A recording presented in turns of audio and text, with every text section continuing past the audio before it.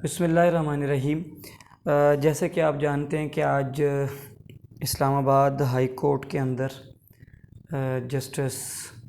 गुल औरंगज़ेब साहब मियां गुल औरंगज़ेब साहब की अदालत के अंदर आज इंतहाई अहम समाअत थी। और आज जो पेटिशनर्स की तरफ से 4 जो हैं वकला वो पेश हुए और समाअत के शुरू होते ही उनको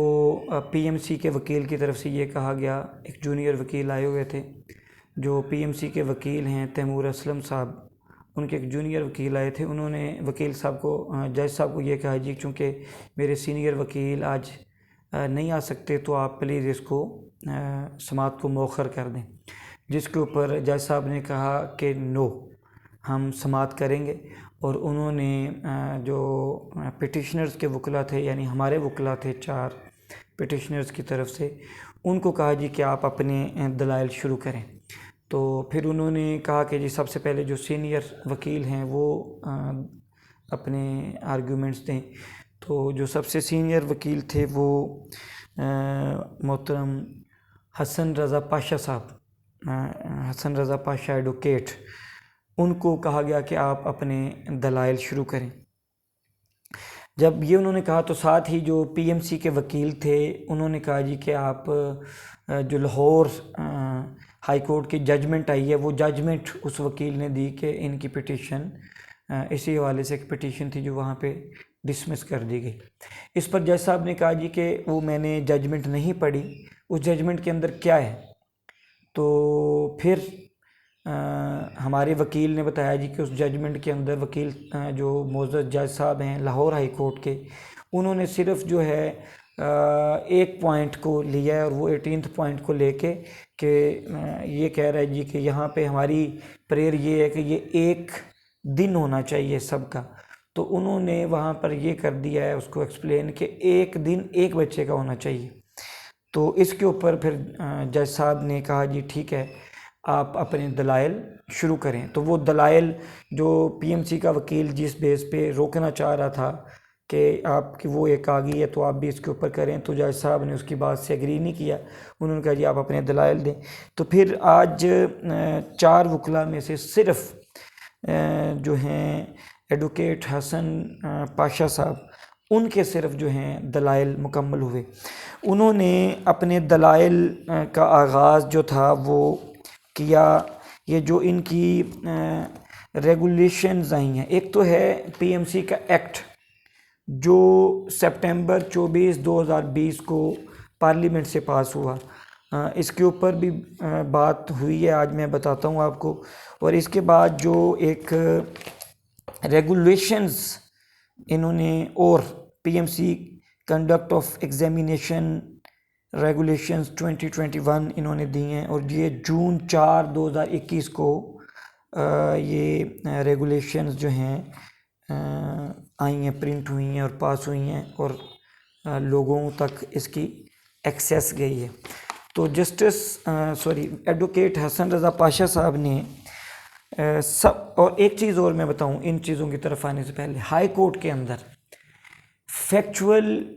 बातों की कोई ग्राउंड नहीं होती, ये ज़हन में रखें। जज साहब कहते हैं अगर आपने फैक्चुअल बातें करनी है, फॉर एग्जांपल टेस्ट के अंदर ये हुआ, फ़लाँ मैटर हुआ, फ़लाँ मैटर हुआ, तो उन्होंने कहा जी कि ये इसके लिए फिर कुछ और चीज़ है, वो एक ट्रिब्यूनल बना हुआ है पीएमसी का, फिर उधर जाएं। यहाँ पर वो काम करें जो लॉ की ख़िलाफ़ वर्जी हुई है।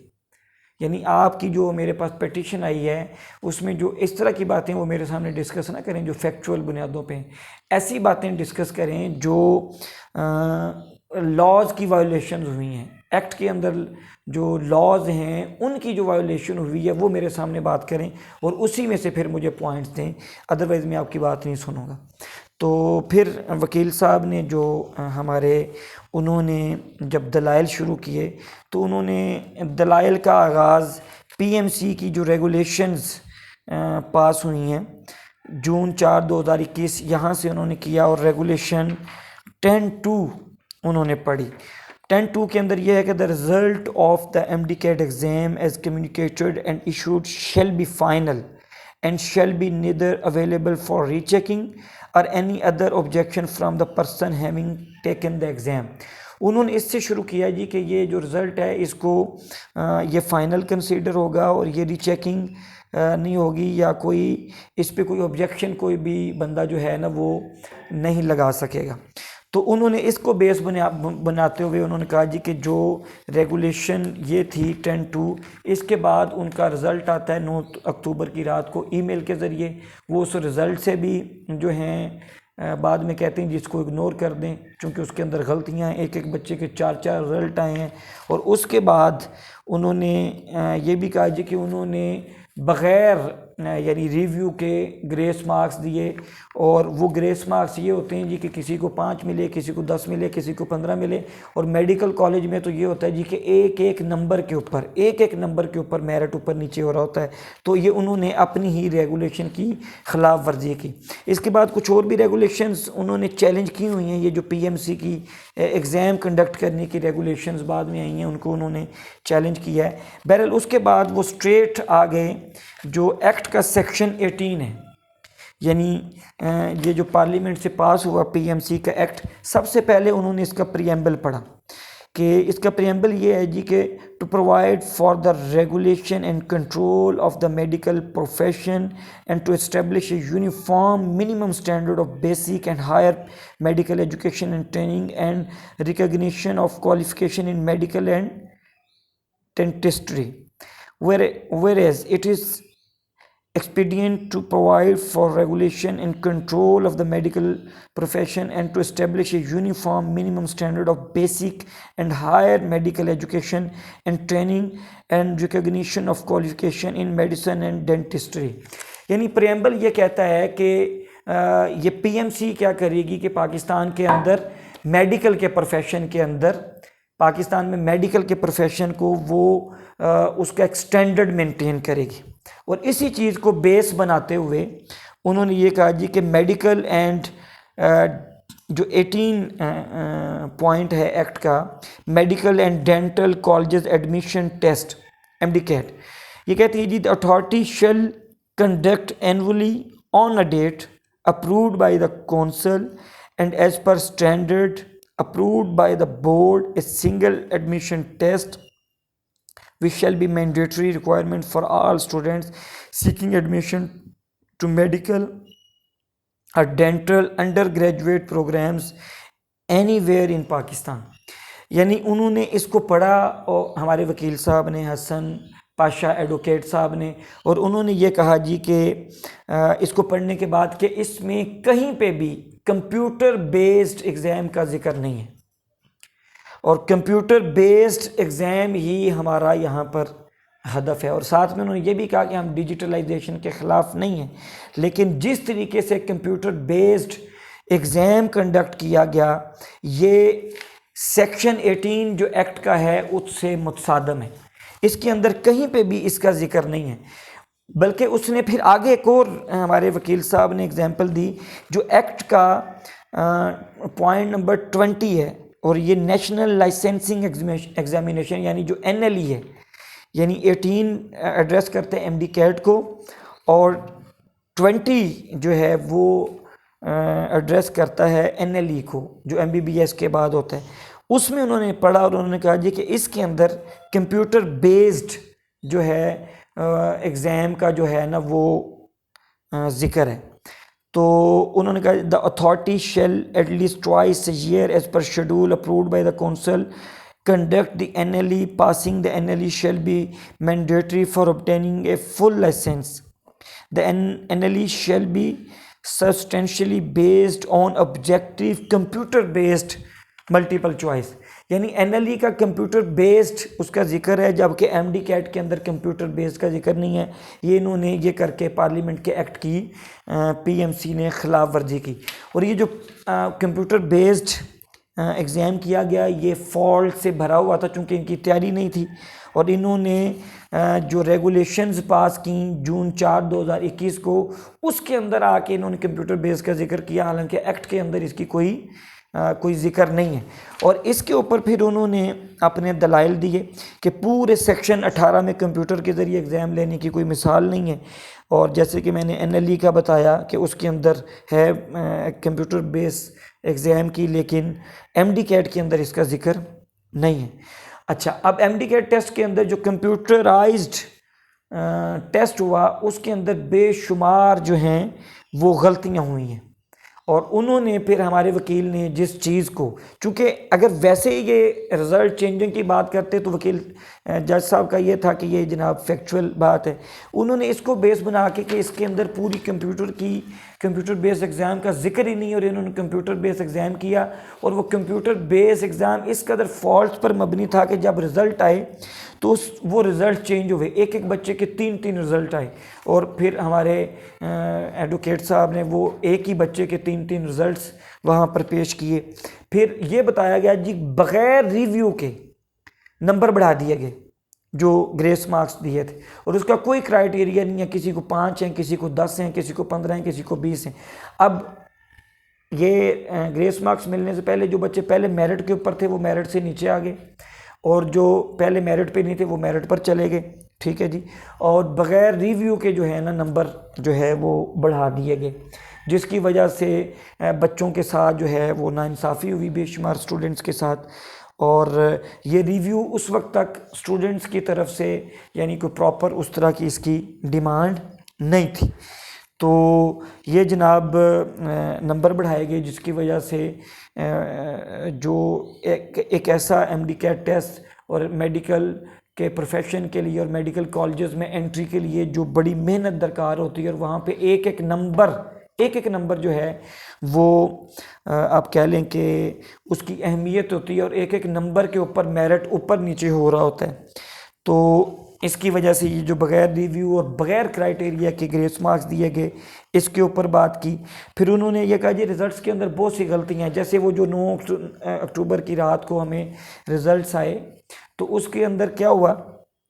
उसके अंदर ये हुआ जी कि ईमेल्स के ज़रिए आए, उसमें जो टोटल एग्रीगेट है वो उससे जो डिवीज़न ऑफ मार्क्स है वो मैच ही नहीं कर रही। यानी इंग्लिश के अगर 20 नंबर हैं तो इंग्लिश उसमें से 56 दिए हुए हैं, और किसी अगर बायो है तो उसमें से कम दिए हुए हैं, ज़्यादा दिए हुए हैं, तो ऊपर एग्रीगेट मैच नहीं कर रहा। ये उन्होंने एक नहायत अहम जो है पॉइंट उठाया। फिर उसके बाद ये सारी चीज़ें करने के बाद उन्होंने कहा जी कि इससे स्टूडेंट्स जो बहुत मेहनत करते हैं और मेडिकल के प्रोफेशन में बहुत टैलेंटेड टॉपर्स बच्चे जाते हैं, तो उनके फंडामेंटल राइट्स जो हैं वो मजरूम हैं। ये जो इन्होंने बंदरबांट की, ये बंदरबांट उसमें तो नहीं लफ्ज़ बोला गया, मैं बोल रहा हूँ कि ये जो बंदरबांट हुई और ये जो जनाब वहाँ पर बग़ैर क्राइटेरिया के जो मार्क्स दिए गए, इसकी वजह से जो स्टूडेंट्स के फंडामेंटल राइट्स जो हैं वो मजरूम हैं। इसके बाद और जज साहब बड़े गौर से नोट कर रहे थे चीज़ों को, और यानी उनको समझ आ रही थी बात की, और वो इसके ऊपर यानी उनका जो जेस्चर था वो बड़ा पॉजिटिव था, और वो साथ साथ नोट कर रहे थे, यानी बॉडी लैंग्वेज से जैसे पता चलता है। उसके बाद पेपरा की जो रिपोर्ट है, पेपरा की कमेटी बनी थी, उसकी रिपोर्ट का भी जिक्र हुआ। तो जज साहब ने कहा जी उसके बारे में बताएं मुझे। तो फिर हमारे वकील साहब ने पेपरा की रिपोर्ट के बारे में भी बताया कि जो PMC के तमाम पॉइंट्स थे कि जी हम पेपरा के रूल्स हमारे ऊपर अप्लाई नहीं होते, और जो बच्चों की फ़ीस है ये पब्लिक फ़ंड नहीं है, तो ये PMC वाले इसको मानने से इनकारी थे। अब पेपरा ने कहा जी कि ये PMC पेपरा रूल के अंडर भी आती है, और जो फ़ी है वो पब्लिक फ़ंड है, वो पब्लिक मनी है, उसको फॉलो करने की इनकी जो है वो ये फॉलो करने के ये पाबंद है। तो इसके ऊपर जज साहब ने कहा जी कि PMC वालों को आप जो मर्ज़ी वो कहना चाहते हैं उन्हें कहने दें, वो पेपरा रूल के अंडर आते हैं। और बल्कि इसके ऊपर उन्होंने जो एक नहायत अहम रिमार्क जो मैं कहता हूँ आज की इस पूरी हेयरिंग का क्रक्स है, वो उन्होंने वहाँ पे PMC के वकील को मुखातिब किया, और मुखातिब करके कहा जी ये जाकर बता दें PMC वालों को कि ये जो आप इतना बुलंदी पे उड़ रहे हैं ना, इससे नीचे आ जाएं, कि आप पे कोई भी रूल अप्लाई नहीं होता, ऐसे नहीं हो सकता। तो फिर उन्होंने ये भी कहा जी कि उनको कहने दे जो कहते हैं, ये कह करके वो इतनी बुलंदी पे जोड़ रहे हैं, उन्हें कह नीचे आ जाए। तो ये बहुत यानी अहम उनका एक रिमार्क्स था पीएमसी के वकील को, और साथ ये भी कहना कि जाकर उनको मेरा मैसेज दे दें कि जितना आप ऊंचा उड़ रहे हैं इतना ऊंचा उड़ने की आपको ज़रूरत नहीं है, और इतना ऊंचा मत उड़ें, कानून के अंदर रहकर अपने सारे जो हैं वो आप काम करें। तो ये करने के बाद फिर ये जो रिज़ल्ट्स के हवाले से हमारी सारी चीज़ें थीं, जो रिज़ल्ट्स बोगस बने और जो ग्रेस मार्क्स बग़ैर क्राइटेरिया के दिए गए, इतनी चीज़ें मुकम्मल होने के बाद फिर चूँकि इसके ऊपर तकरीबन कोई आधे घंटे से ज़्यादा इस पूरी चीज़ के ऊपर इन दलाइल के ऊपर वक्त लगा, तो इन्होंने फिर जज साहब ने ये रिमार्क्स दिए, और रिमार्क्स देने के बाद जज साहब ने फिर जो है हियरिंग उसको मौखर कर दिया सोमवार 1 नवंबर तक। अब 1 नवंबर सोमवार को इंशाल्लाह अगली हेयरिंग होगी, और अगली हेयरिंग के अंदर जो हमारे बाकी वकला 3 वकला जिनके दलाइल रहते हैं वो इंशाल्लाह मुकम्मल होंगे, और उम्मीद यही कर रहे हैं कि इसी दौरान जो है 1 नवंबर के बाद अगली डेट शायद ना पड़े, फिर उनका जो है वो अब कह लें कि फ़ैसला ही हाई कोर्ट का आएगा। इसके बाद एक और चीज़ जो बहुत अहम थी वो ये थी कि हमारे वकील ने उनको एक रिटर्न में भी एक चीज़ दी है कि जी चूँकि एडमिशन्स शुरू हो गए हैं, एडमिशन्स शुरू हो गए हैं, और एडमिशन्स का प्रोसेस जो है यूएचएस की तरफ से जो कल एक उनके ऑफिशियल उसके ऊपर नोटिफिकेशन आया हुआ था, वो नोटिफिकेशन जो है वो उन्होंने अदालत में पेश कर दिया कि एडमिशन चूँकि शुरू हो चुके हैं तो इसके ऊपर आप जल्द फ़ैसला करें, या फिर यानी रिटर्न में ये प्रे की गई कि आप या फिर इसका हमें जो है स्टे दें ये एडमिशन के ऊपर, कि एडमिशन पे आगे काम ना हो। तो वो रिटर्न में गया, उस पर जज साहब के कोई रिमार्क्स नहीं आ सके, चूँकि वो रिटर्न में है तो वो बाद में उसको पढ़ लेंगे। तो ये आज की हेयरिंग का अहवाल था। तो अब इसमें जो मेरा एनालिसिस है, मेरा एनालिसिस ये है कि आज जो बॉडी लैंग्वेज थी हमारे जज साहब की, वो ऑनरेबल जज साहब की, जस्टिस मियां गुल औरंगज़ेब साहब की, कि वो जिस तरीके से चीज़ों को ले रहे थे, सेक्शन 18 की जिस तरीके से खिलाफ वर्जी हुई, उसमें कंप्यूटर बेस्ड का जिक्र नहीं था वो, और फिर कंप्यूटर बेस्ड एग्ज़ाम होने की वजह से जो प्रॉब्लम्स आए, फिर टेप्स के ऊपर भी सवालिया निशान उठे। वहाँ पर हमारे वकील साहब ने वो भी कहा कि जी टेप्स जो अनाउंसमेंट हुई है टेंडर की, उसके भी 1 हफ्ते के बाद ये बनी है, और कॉन्ट्रैक्ट अवार्ड होने के बाद एससीसीपी में जाकर रजिस्टर हुई है। तो ये सारी चीज़ें, ये जो कि पेपरा रिपोर्ट का हिस्सा हैं, उसके ऊपर भी जज साहब ने इजहार किया, रिमार्क्स दिए, और वो यही रिमार्क्स थे कि पीएमसी पेपरा रूल्स के अंडर आती है, और वो पेपरा रूल्स को फॉलो करने के पाबंद हैं, और अगर ये पेपरा रूल्स को फॉलो नहीं करते तो ज़ाहिर बात है फिर वो चीज़ एक जो है वो गैर कानूनी हो जाती है। तो मेरा जो एनालिसिस है वो ये है कि आज की हेयरिंग बहुत शानदार रही, बहुत ज़बरदस्त रही। आज जो दलाइल थे वो बहुत ज़बरदस्त थे, और जो बॉडी लैंग्वेज थी ऑनरेबल जज साहब की, वो हमारे एंड से मैं अगर देखूं तो पॉजिटिव थी। वो उस चीज़ को समझ रहे थे, रिज़ल्ट्स के अंदर बेज़ाब्तगियाँ और जो ग्रेस मार्क्स की जो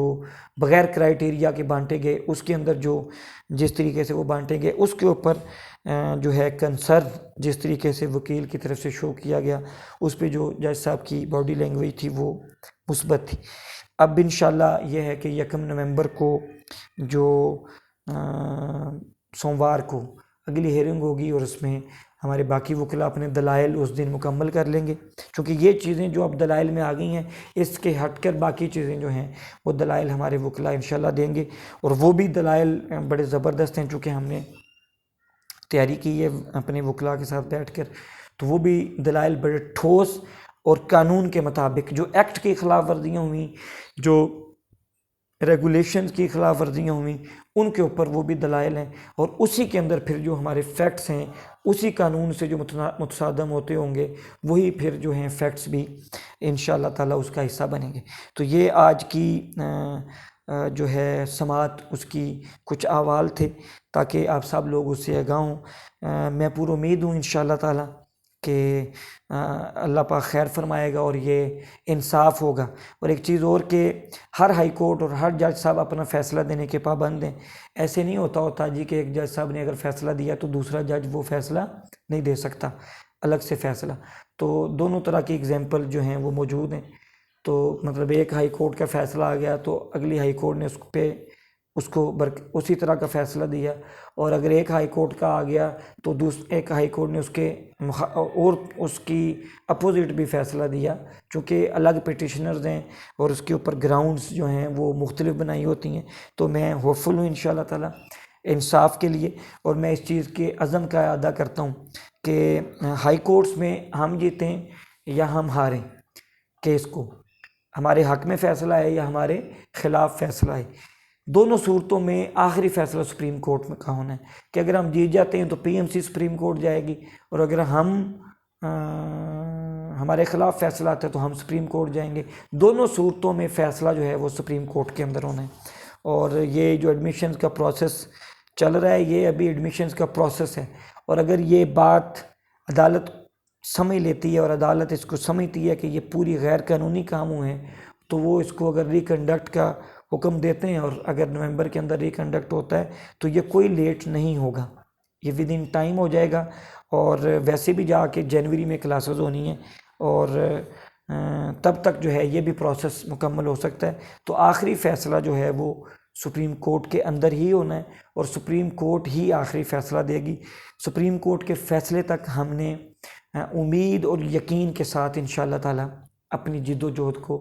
हसूल इंसाफ के लिए जारी रखना है। अल्लाह उसका रसूल हम सब का हामी नासिर हो। पाकिस्तान जिंदाबाद।